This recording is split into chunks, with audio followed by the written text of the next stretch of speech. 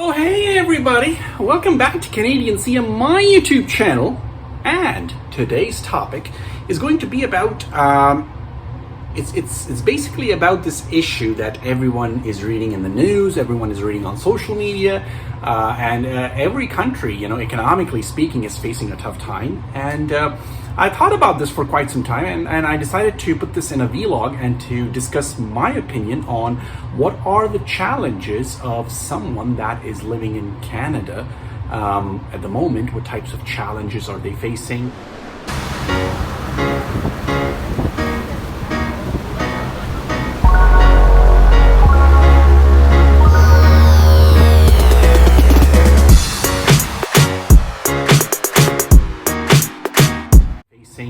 And this vlog is meant to be for all those people that have not yet moved here, that are planning to move here, but it's also meant for people that are living here as well. That it's sometimes discussing these things, you can figure out some sorts of solutions. And I want you to tell me, what are those solutions? What could be some of the solutions to these challenges? So without any further delay, let's get started on the topic of today's vlog, and that is, what are the challenges of living in Canada today? The number one challenge that I think everyone would agree with is the fact that inflation, cost of living, is unbearably high at the moment. And this basically means that you have less purchasing power, right? So for example, if you were getting paid, let's say $40,000 a year, because of inflation, you can, your dollar has lost its value. Your currency has lost its purchasing power. So that means you essentially, if you were buying something for $9 before and now it's $10, well, you have to spend more to buy that same amount of things. And then what that means is it causes issues with it's causing issues with a lot of different people that are living in Canada, families and whatnot. I often talk to people and they tell me that it is becoming unbearably expensive because of the inflation to live in Canada. So that's the number one challenge.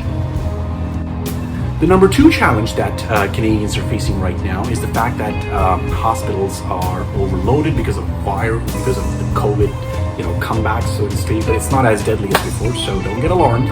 We have been through it, and hopefully we have seen the worst of it. But still, it's putting a pressure on the healthcare system. So healthcare facilities are facing challenges. Everywhere you go, there are long queues, long lines. To get an appointment with the doctor takes longer. To get any kind of appointments takes much longer than it used to before.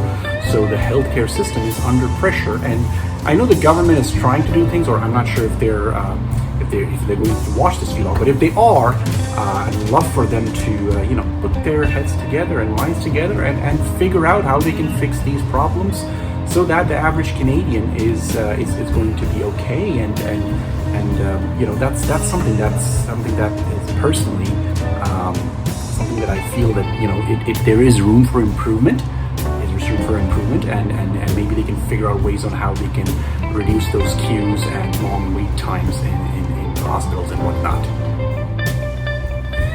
The third main challenge that Canadians are facing right now is that rents are very high, and this sort of feeds in from point number one, which is about inflation, but this is about housing. And this is the major challenge that Canadians are facing right now, even and probably people that are planning to come to Canada. I want you to remember to be better prepared for this kind of a challenge, is that housing is really expensive, especially in the GTA area. So make sure to do your homework, bring enough money accordingly so that you can plan in terms of where you're going to be living in. Remember, if you're going to be living in the city, it's going to be more expensive.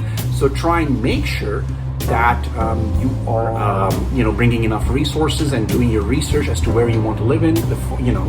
Try to make sure that you're doing your homework by locating the different cities and finding out what are the rents in those cities and whatnot.